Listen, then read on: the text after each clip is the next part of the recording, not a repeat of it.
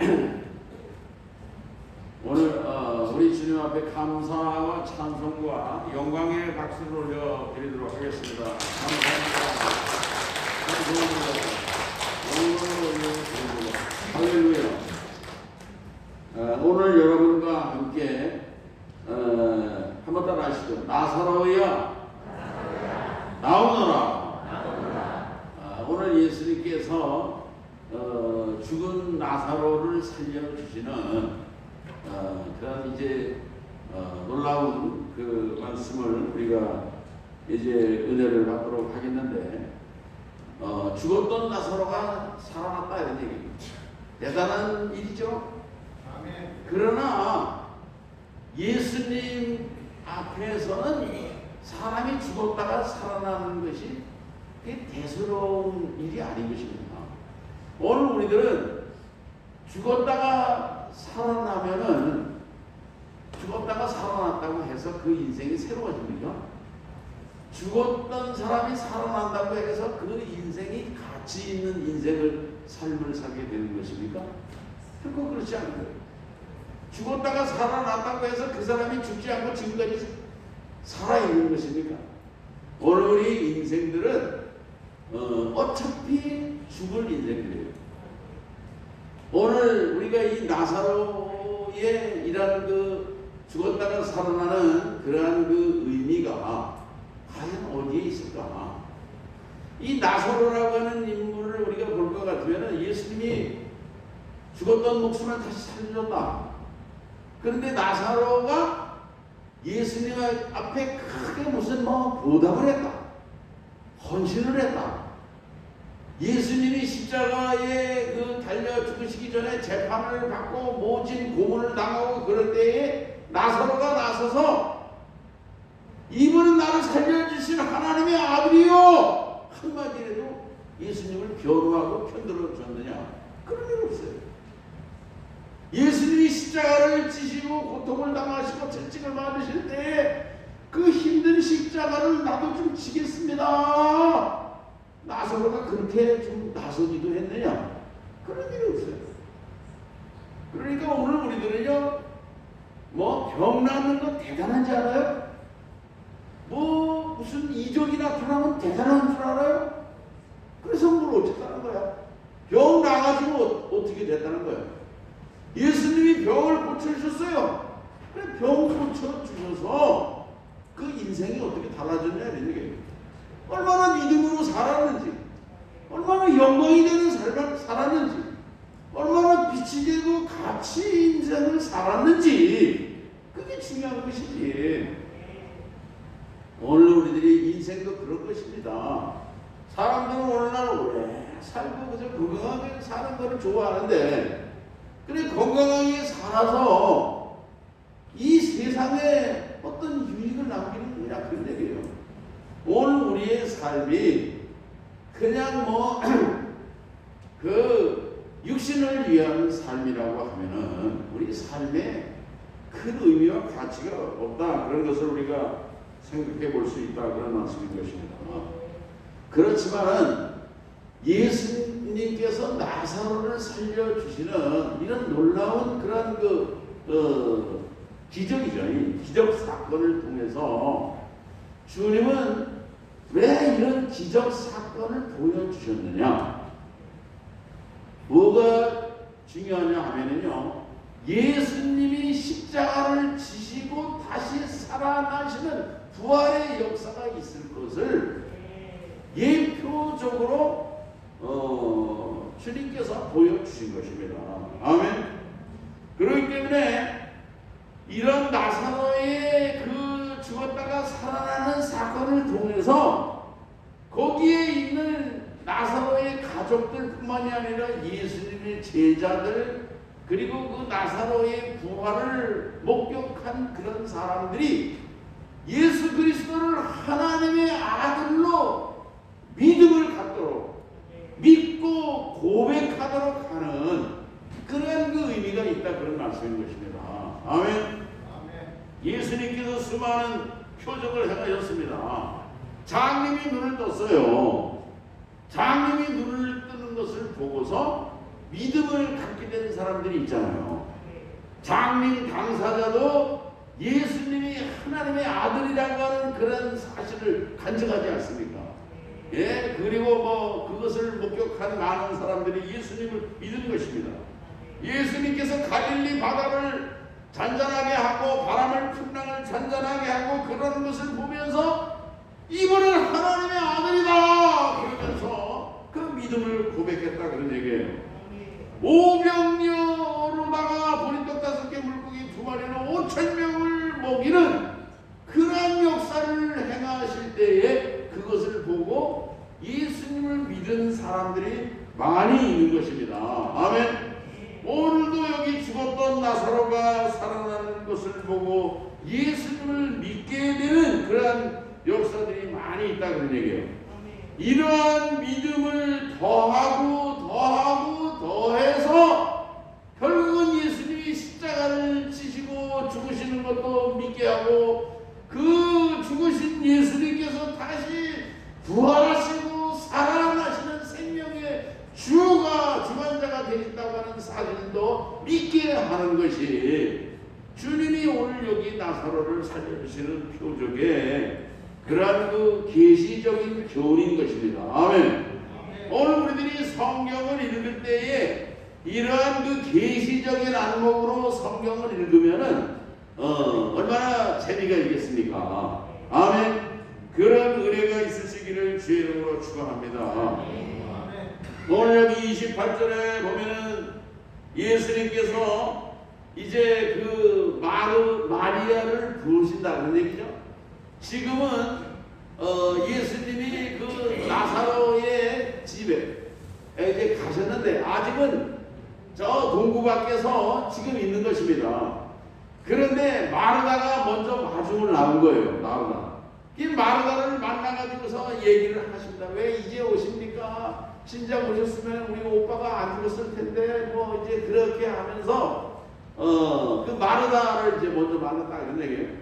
마리아는 어디 있느냐? 마리아는 아직 집안에 있어요. 이게 이제 여기는 성경에는 안 나오지만 전설에 의하면은 이 마르다와 마리아 자매가 예수님을 서로 이렇게 사랑해서 질투했다고 하는 것입니다. 질투했다는 거예요.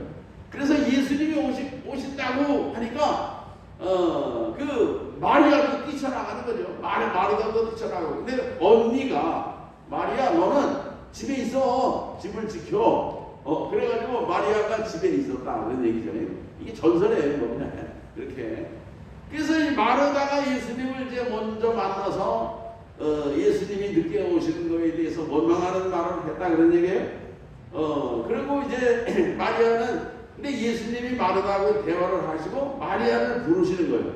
그래서 예수님이 너를 부른다. 28절에 선생님이 오셔서 너를 부르신다 하니 마리아가 그 말을 듣고 나가서 예수님을 이제 만나 뵀다 그런 얘기예요.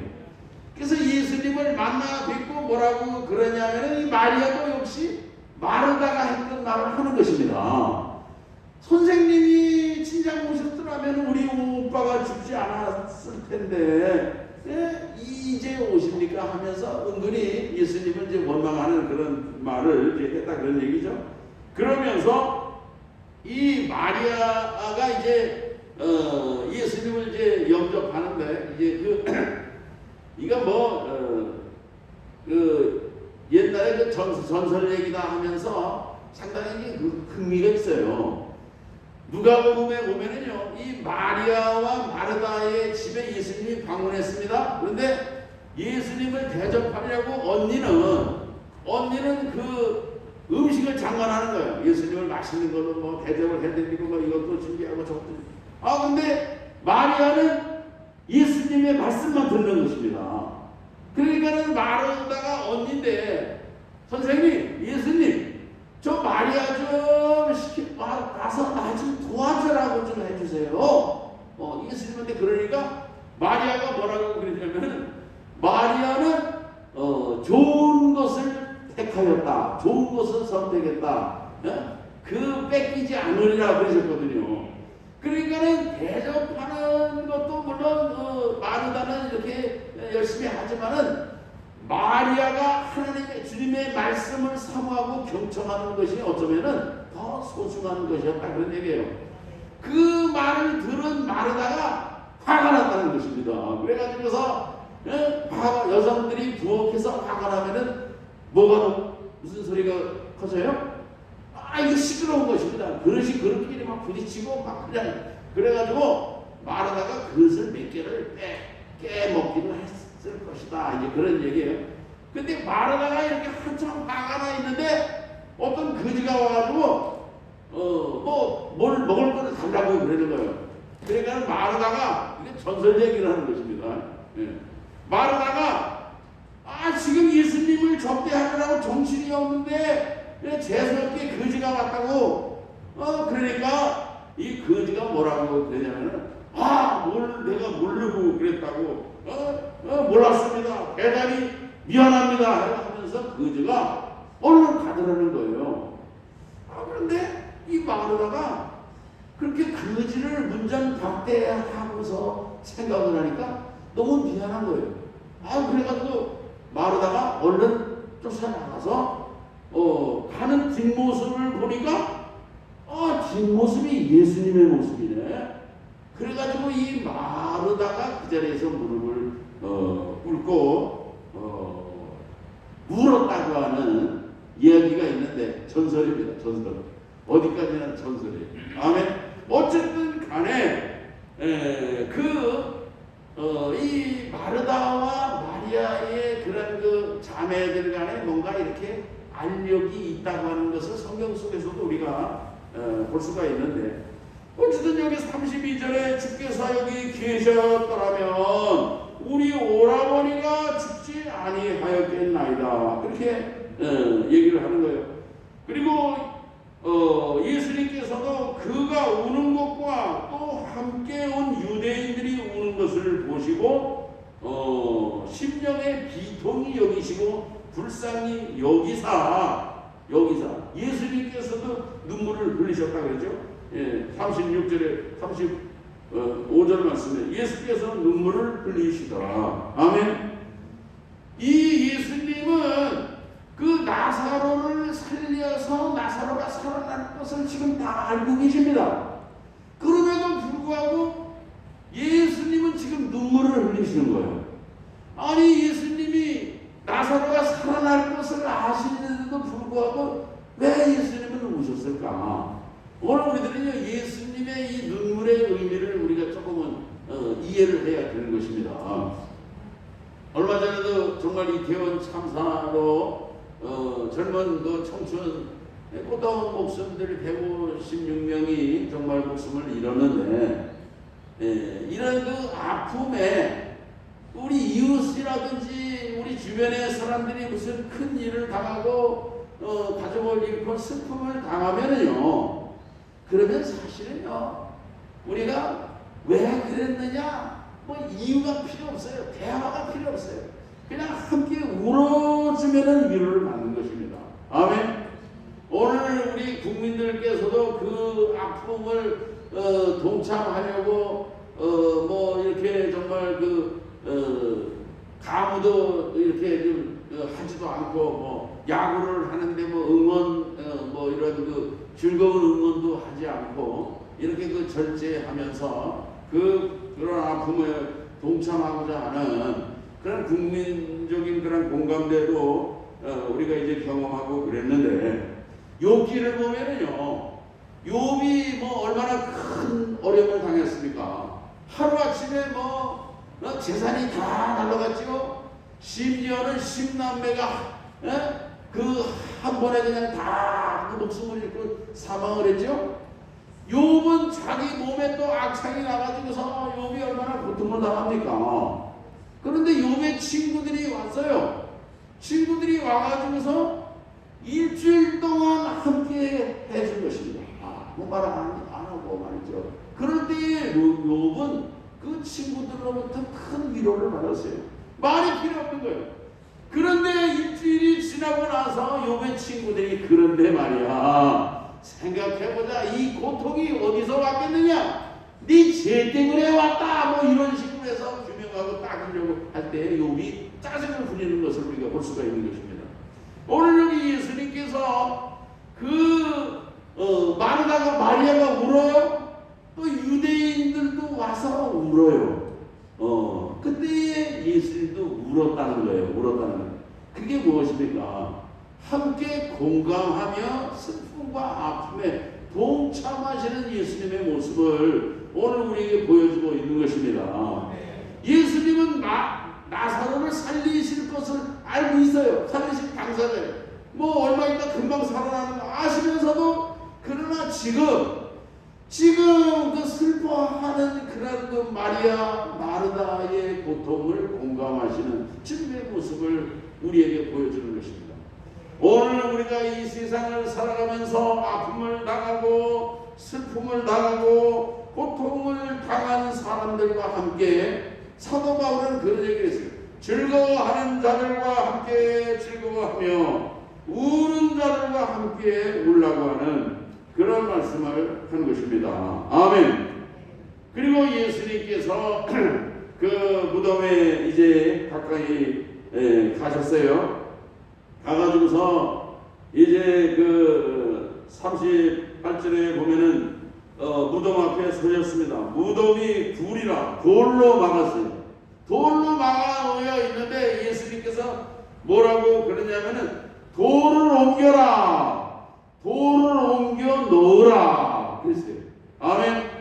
그때의 이 답변이 무엇입니까? 마르다가 주님 죽은 지가 나흘이 돼가지고서 지금 그 냄새가 납니다. 이미 싸워서 냄새가 납니다. 그때 예수님께서 다시 한번 일깨워 주시는 거예요. 내 말이 네가 믿으면 하나님의 영광을 보리라 하지 아니하였느냐. 그 말씀을 하시는 거예요. 그때에 마르다가 주님의 그 믿으면은 영광을 본다고 하는 말씀을 생각을 하면서 돌을 옮겨 놓았다 그런 말씀인 것입니다. 여러분 이게 굉장히 중요한 거예요. 오늘 우리가 믿음으로 돌을 옮기는 마르다처럼 오늘 우리들도 믿음으로 순종하는 수고가 있을 때에 주님의 기적과 하나님의 놀라운 역사가 일어난다고 하는 기대감을 가지시기를 주의 이름으로 축원합니다. 이게 중요한 거예요. 예수님께서 얼마 전에 여기 보면 앞에 소경을 이제 눈을 뜨게 해주셨는데 그 소경 맹인을 고쳐줄 때에 예수님이 침을 뱉어가지고 침이에요.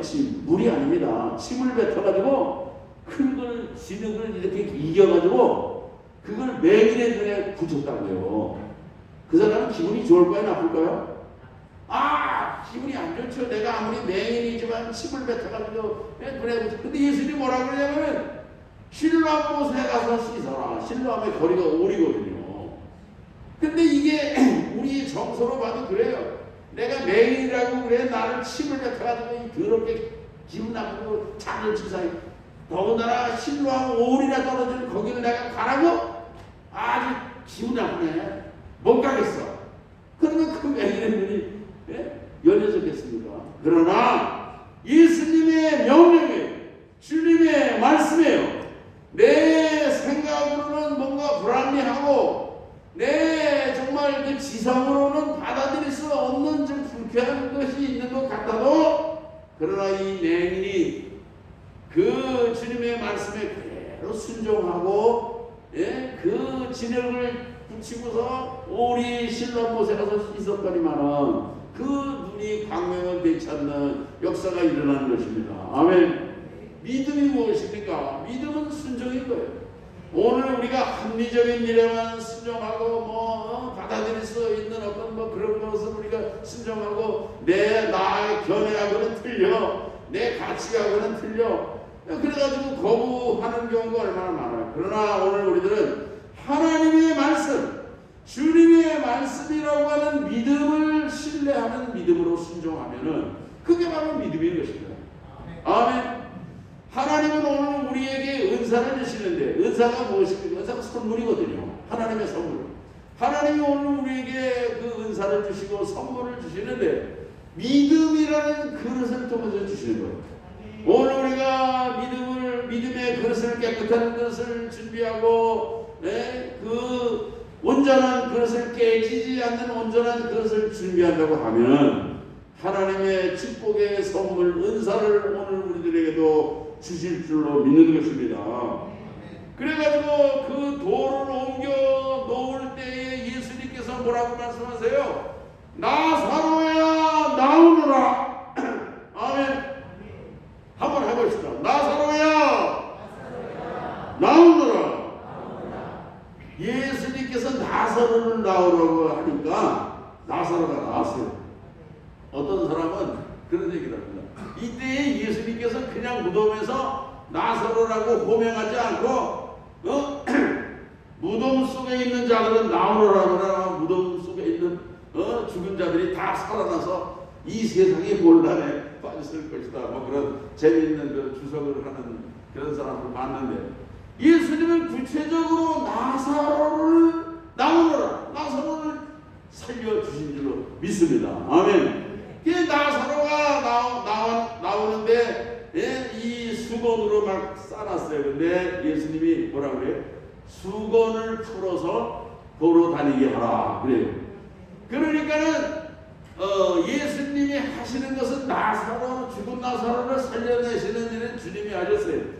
그러나 돌을 옮겨 놓는 일이라든지 그 나사로를 묶었던 수건을 풀어서 이 신체를 자유롭게 이렇게 움직일 수 있도록 하는 일은 사람이 했다는 얘기예요. 오늘 우리들은요, 하나님의 역사가 일어날 때에 오늘 우리 사람들이 감당해야 될 일들을, 오늘 우리가 할 수 있는 일들을 오늘 우리들이 믿음으로 감당하고 최선을 다해서 감당하고 기대하면은 그 다음은 주님께서 나사로를 살려주시는 것 같은 우리 인간이 할 수 없는 하나님의 역사를 오늘 우리에게 보여주실 줄로 믿습니다.